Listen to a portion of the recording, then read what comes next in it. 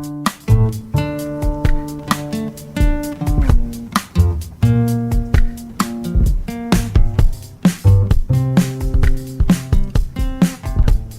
is Where We Live on Connecticut Public Radio. I'm Lucy Nalpathanchel. 3 decades is a long time to serve the public. And so late last month, Denise Merrill announced she will leave office at the end of her term after 12 years as Connecticut's Secretary of the State. Now, before this position, she was a longtime state legislator and former House Majority Leader. Today, Where We Live, we talk with Merrill about her decision. She's been the top state elections official in Connecticut during an eventful period in U.S. elections, including Russian interference and continued mistrust in the democratic process by some Americans, fueled by a former president who continues to falsely claim that the 2020 election was, quote, rigged. Coming up, we talk with New York Times politics reporter Nick Corasaniti about the impact of a recent U.S. Supreme Court ruling and continuing efforts by Republican-led states to pass more restrictive voting laws. What questions do you have about election issues in Connecticut and nationwide? You can join us, 888-720-9677.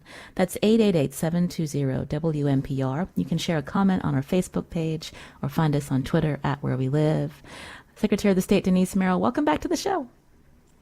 Good morning, Lucy. Thank you very much. Great to be back. Now, I know just a couple weeks ago you called a press conference and announced that you'll be stepping down at the end of your term. Tell us why. Well, I think sometimes, as you said, 30 years is enough. And I think it's time to let some others have a chance, specifically younger people. People who really care about these issues, and times are changing. And I think it's time to have them step up and take a crack at it. I think it's a very, very important issue right now, the voting part. But this office involves a lot more than voting. I mean, there are other pieces to the office of the Secretary of the State. And I feel like I've accomplished a lot. So it seems like the right time in my life. It seems like the right time in the state's life, if you will. Had you been talking about this for a while with your family? How did they react? Yeah. Oh, yes. My children now are grown, and I have 6 grandchildren. And so, again, I'd like to spend some more time with them, but they've been part of this all along, and they were not surprised. I think they're very supportive. They want to see me more, but it's kind of a mixed blessing in a way, because they know that I love this job. I have loved my career. Most of it, almost every minute of it, actually. But they also understand that I've done a lot, and they want me to continue to work on things, but maybe in a different way. And we'll be talking more about what you hope to be doing after you step down. But I have to ask, there have been a lot of threats against officials who oversee elections across our country, especially since the last presidential election. Did you receive any threats beyond the usual? Did that encourage you to maybe think, maybe this is time for me to try something else? Well, to be honest, yes, of course I had some threatening emails, but honestly, in Connecticut, nothing like what's going on in some of these other states like Michigan, Arizona, Nevada, where election officials have literally been threatened with their lives and have had people shooting guns at their houses and things like that. Connecticut, I think we're not in the same place a lot of these other states are. We have a pretty civilized politics here in Connecticut. And I'd like to think that wouldn't be the case here. I don't think it has been. Certainly people were upset during the last election, but not to that level. And so I like to think also that I've been in office long enough that people tend to trust me. And also the fact is that Connecticut's elections are so local. They are administered by local officials, not by my office. And so I think a lot of people are informed about that. They know that, and they tend to focus their frustrations elsewhere. When you look back at your almost 12 years in this position, a lot has changed. When you think about the job that you took on, almost 12 years ago and now, can you talk about how the job has changed? It's amazing. I never could have predicted in 2010 when I took over this office that all these changes would be suggested, would actually occur. Every day something new happens, mostly in other states, but it does affect us because some of these changes have been suggested in Connecticut as well. But, in Connecticut, honestly, we've made progress on access to voting. The ideal we have all had, if we were to achieve it, would be easy access to voting for every single citizen. And I think we have made progress on that. But nothing was online in 2010. When you think about it, you couldn't register to vote online. You couldn't do anything, business registrations, which is the other part of this office. Everything was still on paper. You still had to come in person to file for or do it by phone. So a lot has changed. The online presence, I just can't overstate how much that has changed in every aspect of this office. What about the equipment that we use today? Is it correct when I say that those optical scan machines they've been around for some time, and what this means for our next few years of voting in terms of their reliability? You're absolutely right. That is, I would say, one unfinished piece of business for this office. We are going to have to replace those machines. They are over 20 years old now. I think they were purchased in 2003, I think, after the famous hanging Chad incident of the election of 2000. Some people still think of them as the quote new machines because they remember the old lever machines, which were actually changed due to federal legislation. And so now these are now quite elderly by machine age, but they are just scanners. They are not electronic. They don't do anything over the internet. We still vote on paper ballots, and some of that's a good thing. But they are, starting to wear out. We can't get parts for them anymore. And so in the next few years, we'll probably have to replace them. But they've done a great job for us. Will there be any issues in replacing that particular type of equipment, Secretary Merrill? Oh, there's lots of issues nationally, I'm sure, because people's suspicions are just so overwrought right now that it's difficult to do anything in elections that changes anything. In other states, the legislatures have taken the authority away from some of the election officials and tried to, go out to get new vendors for machines because they're afraid that there was even a story that a Venezuelan dictator somehow had something to do with the existing machines that we have. So there's all kinds of crazy stories out on the internet, in social media, and that is making it very difficult for us to get anything done in elections that changes anything. And this will be no exception. It'll have to have a lot of citizen involvement and a lot of transparency if we go out to bid to get new election scanners. Is there a specific timeline or deadline where the state would need to purchase these new machines?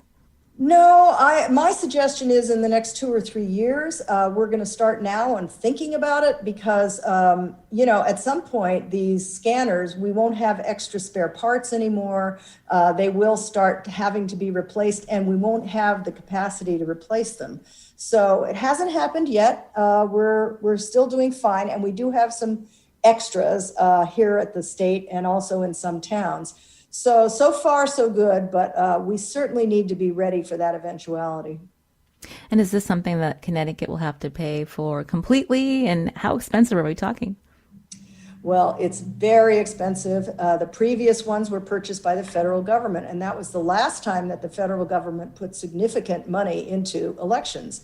Elections is underfunded at every level. And it's interesting because it's one of the core functions of government. But yes, either the state is going to have to come up with it, and I wouldn't even want to have as to how much that will cost, but it will be significant. And we were hoping that some portion of the act that's before Congress right now does contain funding for that sort of thing. I mean, a variety of different election functions would be funded, but it doesn't look like that's moving forward at the moment. So the federal government very much needs to step in here and provide the funding to the states so that we can purchase this new equipment. Mm. You're hearing Secretary of the State Denise Merrill here on Where We Live as we talk about first her decision that she'll be leaving her office at the end of her term. So she still has a few months in her position, and we wanted to find out more about why she's leaving and some of the things that she's proud about, as well as some of the issues that she sees before Connecticut and nationally. You can join us if you have a question for her, 888-720 888-9677. That's 888-720-WNPR, or find us on Facebook and Twitter at Where We Live. So this particular issue, purchasing new scam machines, a headache for a new Secretary of the State potentially down the road. Have you been hearing from a lot of Democrats who are interested in your job? Oh, yes. And obviously, I cannot take a position on any of that. But yes, there will be a lot of people that would like to do this job. I tell them all, just go out there and try to get the support. It is a different job than it was 10 years ago, 12 years ago now.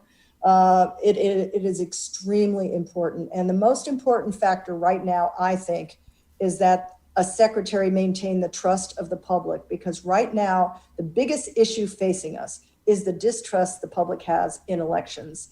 I think completely unfounded, but it is to be dealt with. And I think the biggest issue we will have, and that the next secretary will have, will be maintaining.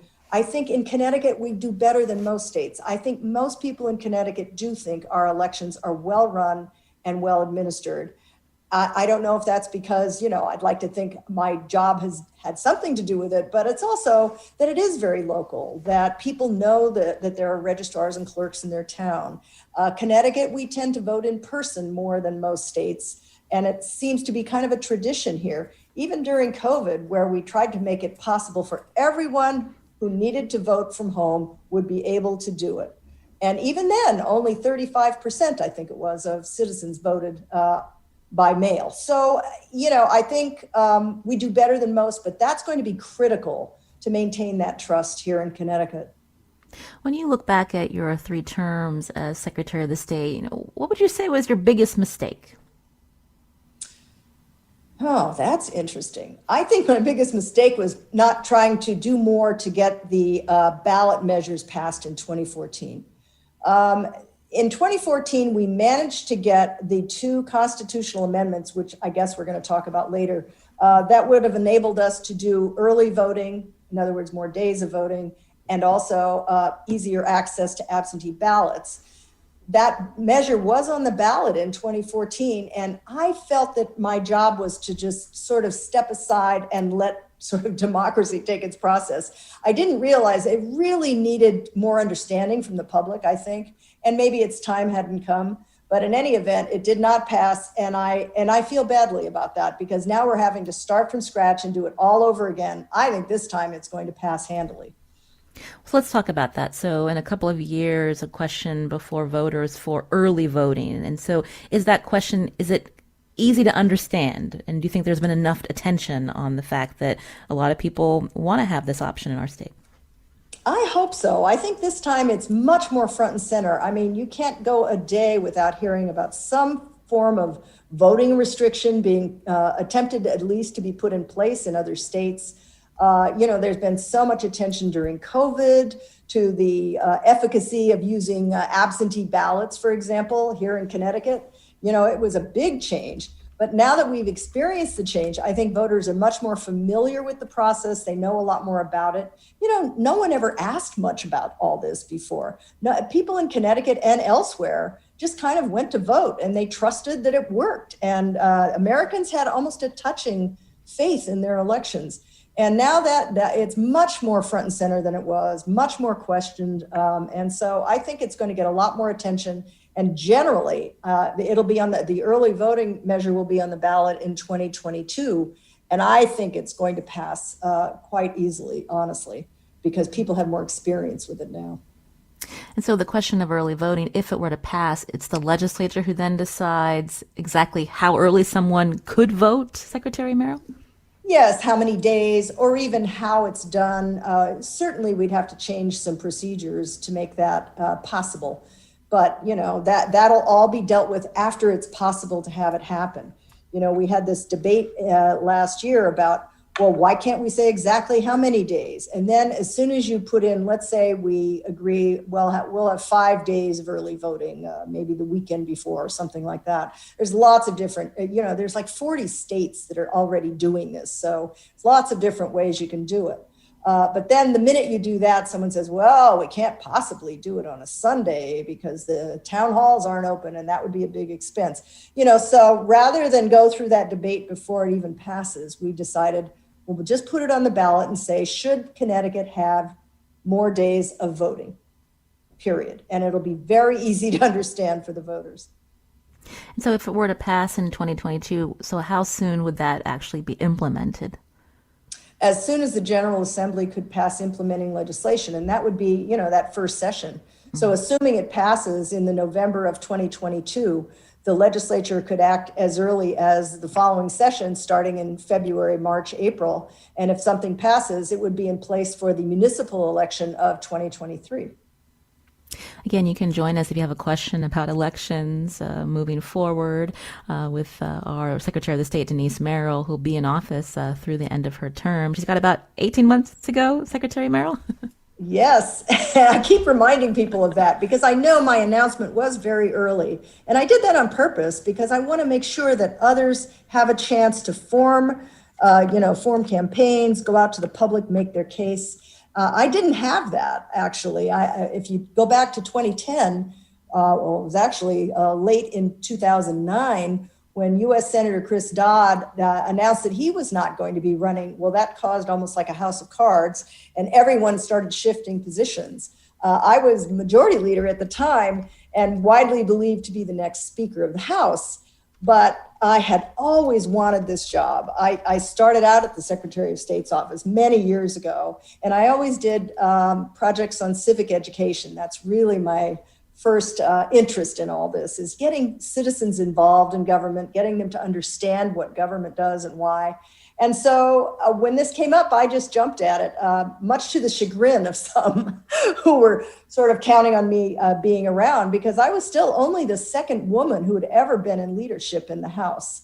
And so that was sort of a big deal. And it's unfortunate, frankly, but since then, there has not been another woman in leadership in the House since that time.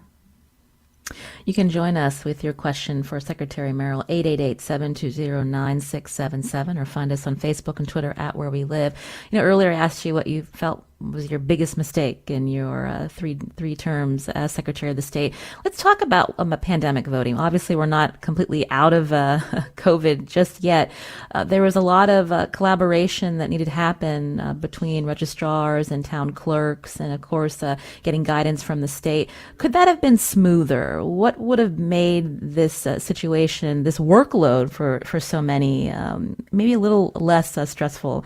Not only for voters, but for the people, looking through and getting these ballots out to people? I honestly don't think there's any more we could have done. I felt like, in a way, it was like building an airplane when you're trying to fly it. We were doing everything as quickly as we could, and we had to completely transform our system because the bottom line was, and the governor and I talked about this numerous times over this period, we never wanted anyone to have to choose between their health and their vote. That was the guiding principle. And it involved a lot of change for a lot of people. And it wasn't exactly smooth, but you know what? We did a great job in the end. Everything came together. It was certainly enormously helped by the federal funding we got. We were able to send out millions of dollars to the towns, and they hired extra help. We had to make some changes to the legislation in order to allow them to open ballots differently and so forth.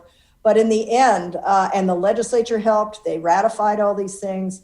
So honestly, I feel like 2020 was one of our most successful elections in spite of all that. More people registered to vote than any time in the history of the state, and more people turned out, and a higher percentage of people turned out to vote. And we managed it all. So I'm very proud of our performance in 2020, actually. There was a critique that when your office sent out the absentee ballot applications, some of those mailings could not be delivered, and I think about 8% of the voting records were not accurate. And so now, does that help clean up the voting records, Secretary Merrill? Any lessons learned from that? Oh, it absolutely does. In fact, there's always going to be inaccuracies on any list because it's a moment in time. And, there's a great deal of mobility. People move and they don't tell you when they move. People die out of state and we don't find out about it. So there are a lot of moving parts. And of course, these lists are all developed at the local level. Local registrars are the only ones that can put names on or off the list.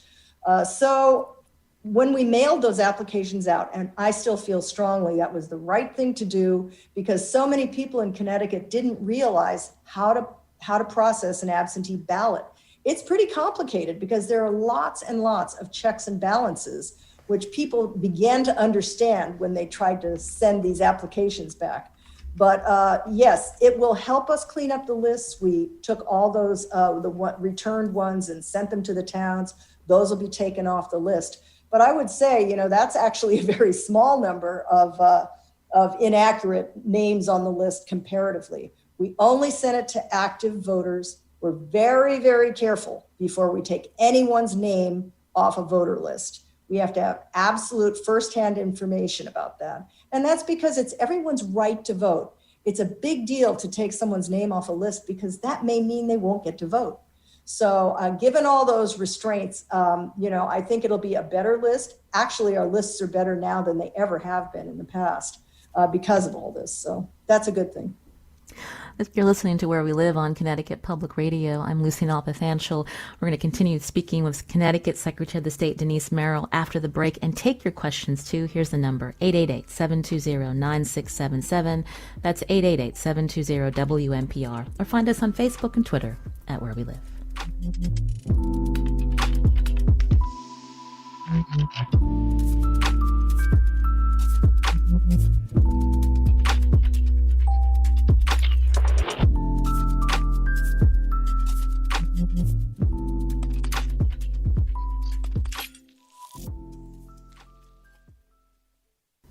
This is Where We Live on Connecticut Public Radio. I'm Lucy Nalpathanchel. My guest today, Connecticut Secretary of the State Denise Merrill. If you have a question, 888-720-9677, or find us on Facebook and Twitter at Where We Live. So we have some elections coming up this fall.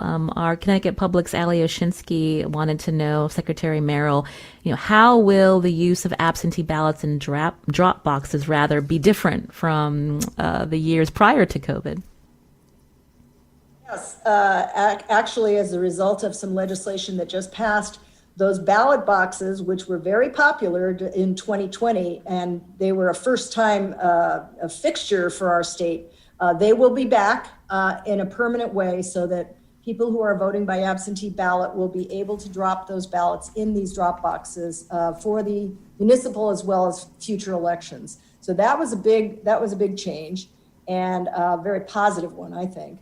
And aside from that, we're still in a COVID situation, and we still will be able to vote by absentee ballot due to those exceptions for if you feel that you're risking your health or have an illness and so forth. Those were the exceptions we had for COVID, only if we're still in an emergency situation, though. So I don't know how that will be affected by the extension of the emergency powers of the governor, but I don't think it will be because the legislature actually ratified some of that as well. So I would expect the municipal election will be very much like the 2020 election.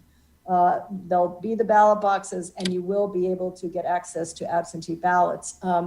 After that, though, we need to pass a constitutional amendment to enable everyone to use an absentee ballot should they choose to, because we would need to take the restrictions out of our state constitution. So going forward, those restrictions will still be in place.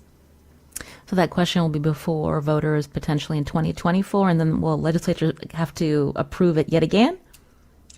Yes, they will have to approve it before it goes on the ballot in a second legislature, which is why we have to wait until 2024 in order to put it on the ballot. Because any change you make to the state constitution, the entire state, all voters get to vote on whether they want to do these things. And so that will have to wait until 2024. One more question on absentee ballots before we hit some callers with their questions. If absentee ballots become a bigger fixture in Connecticut elections, do you think that municipalities should create an extra office within the town clerk's office to handle this work, Secretary Merrill? We'll have to sort some of that out. It may mean a change in some of our processes, it's very, very time consuming to process each absentee ballot. And that's because we have so many checks and balances. I don't know if anyone filed an absentee ballot in the 2020 election, but you'll know there are several envelopes involved. You have to sign in different places. It all has to be confirmed by the clerks. So some of that is going to have to be looked at for sure, because we could not, it's very cumbersome. And so I'm sure the clerks will argue that they will need help on that front. Or, right now we have clerks and registrars of voters involved. There may be some shift in those duties to make it more possible. And, we still do everything in 169 towns, many of them very small. So it may mean that we will have to come up with some more regional processes. We have ballot sort of openers. There are these big mail opening machines that they use in the post office. Many of them are manufactured by Pitney Bowes. We may have to go to some more efficiencies that way as well. Mm.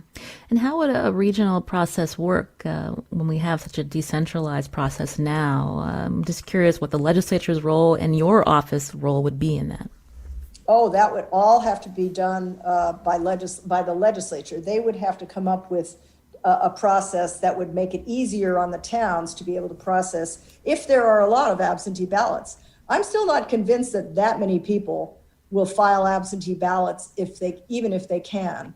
I really do think a lot of people still enjoy going to the polls. Even during COVID, 35% is not that many. I was expecting more, quite frankly. But that would all have to be sorted out once we know exactly how it's all going to work and if we're going to be able to do it at all. And that's years in the future. So I think already we're starting to talk about what some of those changes would look like. And I think preparation would be key. Let's take some calls. You can ask a question of Secretary of the State Denise Merrill at 888-720-9677. That's 888-720-WNPR. Kathy's calling in from New Milford. Kathy, go ahead with your question. Hi. I just wondered if, in Ms. Merrill's opinion, when we do change voting, the voting machines, if she thought we should go to something that would be able to be accessed online, not in a nefarious way, but, that's always based on all the ransomware hacking and all, that's a consideration, certainly. Yes, thanks for the question. And you're absolutely right. I'm very suspicious of online voting for exactly those reasons. I would not recommend it at this point. Maybe sometime in the future, we're going to be able to do things like as they do cryptocurrency, for example. Maybe there'll be these wonderful ways of encrypting things so they can't be hacked. But right now, with all that I've seen in cybersecurity, and I forgot to mention, during my term, we've had to create cybersecurity protections for every town in the state. I've been on a national cybersecurity panel, and let me tell you, those threats are real. So no, at this point, I would not recommend online voting. In fact, I'm very happy with the paper ballots. I wouldn't even go to any kind of electronic recording of votes. Eunice is calling in from Derby. Eunice, what's your question? First of all, I'd like to thank Secretary Merrill for her service. I know she has been our representative in Hartford for many years, and I appreciate her. My question is this. I have to move out of state. What are the residency requirements to vote in Connecticut once I've moved, or can't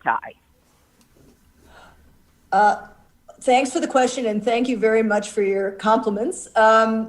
Once you move, you are no longer able to vote only where you moved.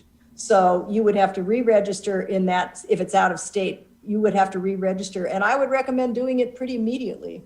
And then it is not automatic, though, that you come off the voter rolls here. And this is where we get into the complication of people saying, oh, the rolls are so inaccurate. Unless you actually call and say, oh, I'm moving, take me off the list. You stay on that list as an inactive voter and then finally drop off. But no, you should not vote in Connecticut if you have moved. Do we have enough election workers, Secretary Merrill, when we think about new equipment down the road, having to train people, all the volunteers you were asking for during the pandemic when it was really bad? I mean, how do we improve the amount of people that are working and helping residents with the vote? That was one of the most gratifying things in 2020. We had 10,000 people register to be volunteers at the polls. I mean, what it says to me is that people care deeply about elections in America. I think that's wonderful. And a lot of them were used. Training and organization of election day and all the appurtenances is all done by local officials. The registrars of voters are in charge of election day. And there are two of them, one from each of the major parties. And they hire people. Most of them are paid some small amount. But yeah, one of the great progresses I think we've made in the last 10 years is registrars are certified and trained, and we have online training videos for things like training poll workers. And so that's all their job. I do think, as I've said before, that at the local level, elections are somewhat underfunded too. Depends on the town. Some of the small towns, people only come in maybe once a week to do the lists. It's difficult to manage, but I still think it's important that there's a local component. We're going to have to look at that over the next few years. And like I say, if the legislature wants to go to some more, regional mail opening or whatever it is, it's going to be a balance, as usual, between cost and efficiency. And so that bridge will have to be crossed at that point. John's calling in from Woodstock. John, what's your question for Secretary of the State Merrill? Hi, my question was regarding ballot access for petitioning candidates. Given that we're still in somewhat of a high risk, or some of us are in high risk groups, and going out and getting signatures may be a challenge, may be risky. I'm wondering if there's any kind of relief for petitioning candidates and the number of signatures that are needed to get on a local ballot. Yes, there was a great discussion about that, John, during the pandemic, the worst of the pandemic, while people were trying to gather signatures for various purposes. And there was no really permanent legislation passed in order to give you relief on that front. A lot of people were concerned because you almost have to go door to door, and people were being told not to do that. So I think it's alleviated somewhat now. But as far as I know, there have been no changes in those processes that were passed in the last legislative session. I'll take one more call. Sherry's calling in from Danbury. Sherry, go ahead. Well, first, I just wanted to say thank you. And I don't think you should underestimate your personal power in the sense that our elections went smoothly because people trust you. They trust you personally. And I'd just like to say I hope that you continue to weigh in publicly, because I think your opinion will be very influential in whoever has the job next, and certainly with the public. Well, thank you very much. And I like to think that's the case. And sometimes longevity helps. I've been around a long time. And I certainly will be still present in the public forum in one way or another, and hope to have some role. I have to tell you, my interest is really in gravitating towards civic education again. That's where I started my career. I did it mostly with K-12, with students. My proudest achievement probably is the legislation I passed requiring a course in civics before you graduate from high school. That's way back in, I think, 2003. But, I think right now, the thing I am most concerned about is the amount of misinformation that people have about not only elections, but about our entire government. And I think it's been very destructive in the last couple of years, and I hope to make some difference. There are some bills in Congress. We now have a new Secretary of Education, Miguel Cardona, who is from Connecticut, and hopefully we can make some progress on just giving people more of the right information. That's the only thing I can think of to do, is to just keep telling the truth.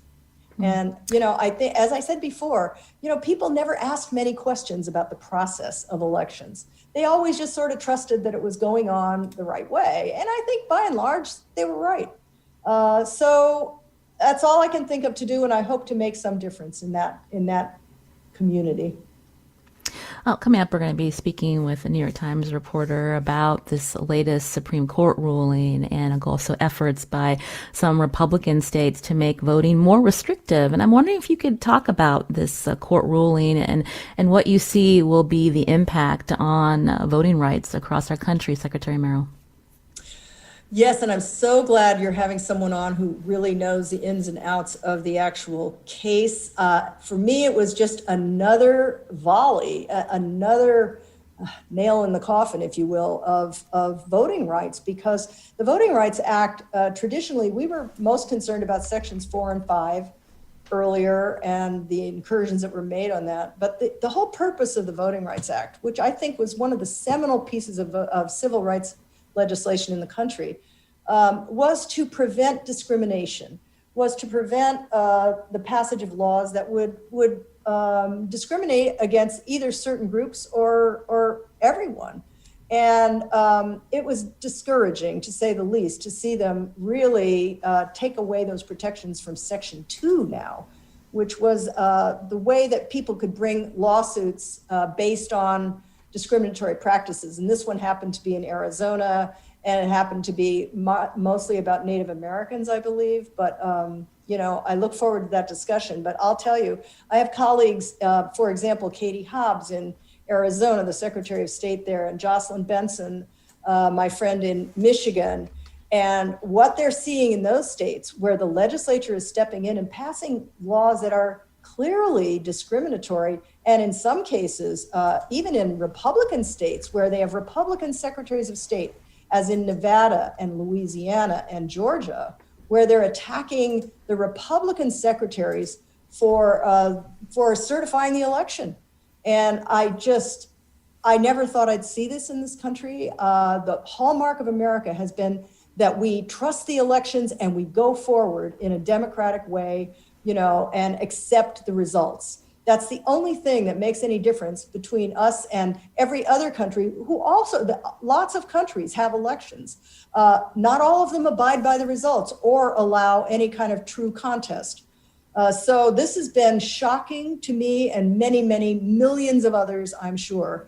But this last case with the voting rights issues was very discouraging, because it's one more step in the direction of saying, the impact doesn't matter. The discriminatory impact of some of these laws doesn't matter. You can do them anyway. And I think it will just empower state legislatures to go even further than they're going now. Denise Merrill, again, is Connecticut's Secretary of the State. She'll be in office through the end of her term, and then working, as she mentioned, to bolster civic education. So we'll be talking with you again. We thank you for your time today. Thank you so much, Lucy. Great to be back. This is Where We Live. Coming up, again, we're going to talk about voting issues nationally. New York Times politics reporter Nick Corasaniti will be joining us, and you can join us too. Find us on Facebook and Twitter at Where We Live.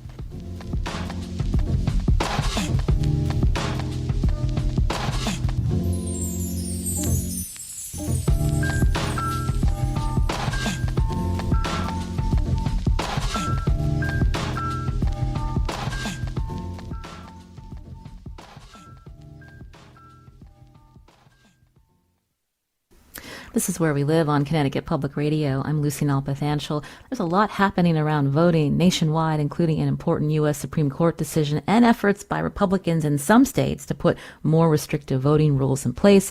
Joining us now with more is Nick Corasaniti. He's a New York Times politics reporter. Nick, welcome to the show. Thanks for having me. So we just touched on this U.S. Supreme Court ruling with our Secretary of the State, Denise Merrill. In a nutshell, what does this ruling mean? Well, what this ruling does is essentially make it harder for any states or outside groups that are challenging new voting laws that have been passed by state legislatures by challenging them in the courts. Ever since the Supreme Court kind of hollowed out the Voting Rights Act of Section 5, the only kind of recourse for civil rights groups and voting rights groups to challenge restrictive voting laws has been through the courts. And Section 2, which was the last one that had, kind of been left to stand, this was the first time we've seen a Section 2 case regarding voter intent. Previously, it had been used kind of for redistricting more. And so what this did is it set, pretty specific guideposts. I think Justice Alito laid out 5 guideposts that will make it harder for civil rights groups and voting rights groups to win court cases challenging restrictive voting laws. And so for a challenge to move forward, they have to prove discriminatory intent, not just discriminatory effect or impact, as we heard from Secretary Merrill. And so who would this disproportionately impact when we look at some of these states that are trying to put these stricter rules in place, Nick? Well, I mean, it will clearly impact communities of color and groups that have been historically disenfranchised. If we were to look at the current landscape right now of states that have brought restrictive voting laws, we can use Georgia as an example because, the Department of Justice brought a lawsuit against Georgia's new voting law, SB 202. Now, the DOJ wrote their lawsuit kind of anticipating in a way that the Supreme Court might rule against or rule in favor of the state of Arizona and uphold their voting restrictions. So it's kind of cleverly written. But overall, we can just take one of the provisions that had been challenged in the Supreme Court decision in Arizona was the state was looking to throw out all provisional ballots that had been cast because a voter went to the wrong precinct in person. And so if we were to look at Georgia, the new law says that a voter cannot cast a ballot provisionally if they go to the wrong precinct before 5 p.m. And in the 2020 election, there were about 11,000 or 12,000 ballots that had been cast provisionally because voters had gone to the wrong precinct. Georgia, over the past decade or so, has closed hundreds of precincts, predominantly in low-income areas and in communities of color. So this ruling would, effectively uphold that small provision of SB 202 in Georgia. Now, if you look at the former President Biden's margin in Georgia, it was about the same as the provisional ballots that will now be discounted. So it'll both impact communities of color and lower income communities while also clearly having somewhat of a partisan goal on the part of the Republican legislatures that have passed these. When we hear from Republican legislatures trying to do this, they talk a lot about voter fraud, but really this is about the turnout and how this may impact the GOP in future elections, Nick? Yeah, at the preamble of almost all of these laws, there's two things that the state legislatures have been saying. The first is that the goal here is to prevent and reduce fraud. Now, voter fraud is extremely, extremely rare in the United States, and it certainly has never happened on the scale that former President Trump continues to spread disinformation about and lie about. So the thought of preventing fraud in a fraudless election is, one of the justifications for these laws. And the second is this quote unquote restoring of public confidence in elections. And that also harkens back to the big lie told by former President Trump and his allies about the 2020 election being rigged. And it's really eroded trust, at least among the Republican base, in the electoral systems that we have. Now, all of that said, Justice Alito, in his opinion, wrote that states do have an interest in preventing and rooting out voter fraud. So simply showing a concern for voting fraud, at least according to Justice Alito in his opinion, could be justification for some of these new voting laws that are going to bring a bunch of restrictions and be borne disproportionately by communities of color. With your reporting, do you anticipate a lot more red states moving forward with making voting more restrictive now that this ruling has come down from the Supreme Court, Nick? Well, there's kind of two answers to that. The first is this year in the legislative calendar, we're a little past the halfway mark, I would say. Georgia's already passed a law, Florida, Iowa, Arkansas. There's about, I think, 14 different states have passed over 20 new laws that bring voting restrictions in. Texas is currently in a special session to try and get a new voting law passed. New Hampshire is moving towards theirs.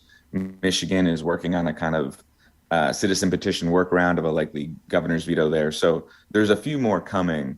But if we look historically, when the Supreme Court has ruled on voting issues and in particular sided with either against the Voting Rights Act or against voting rights expansion, what typically happens a few years after that is a big spike in new laws, either copycat laws or new efforts to kind of bring in restrictive voting.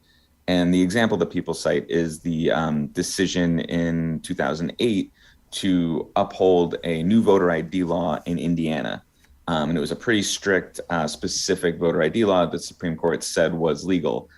Over the next 3 years, I think about, it was more than 30 states then tried to pass their own version of voter ID laws. Some got knocked back in Texas and North Carolina as being overly restrictive. But we've seen this kind of pattern that following a major Supreme Court decision on voting rights, it often takes maybe a year or two, but there will be a yet another wave of voting legislation, with an eye towards what the Supreme Court just blessed. You had mentioned the big lie just a couple of minutes ago, and we think about making voting more restrictive, but also this idea that these state legislatures will have more power over the elections process. When you think about how the former president had asked these states to overturn the results, this is particularly alarming when you think about it that way, Nick? Yeah, going hand in hand with a lot of these new restrictions on voting that, specific voters will feel as they try and cast their ballot either by mail or in person, is this kind of dramatic restructuring and shifting of power over the running of elections and kind of who holds the authority and gets to implement elections. And so that comes with partisan state legislatures exerting more power over the administration of elections. In Georgia, we've seen county election officials. These are the people who actually set the hours and the precinct locations and do the day-to-day kind of work to make an election happen. We've seen some Democrats and women of color being removed from county election boards. So when you look at the 2020 election and the former president's attempt to kind of subvert and overturn the election based on false claims of voter fraud, there were a bunch of checks that kind of held against that effort. Whether it was in Michigan, an official who refused to not certify the election, realizing that had never been done before, or courts who stood up to legislatures trying to appoint their own slate of electors, to officials like Secretary of State Brad Raffensperger, who simply said there was no fraud here, and I'm not going to, go quote unquote find votes in a conversation with the president.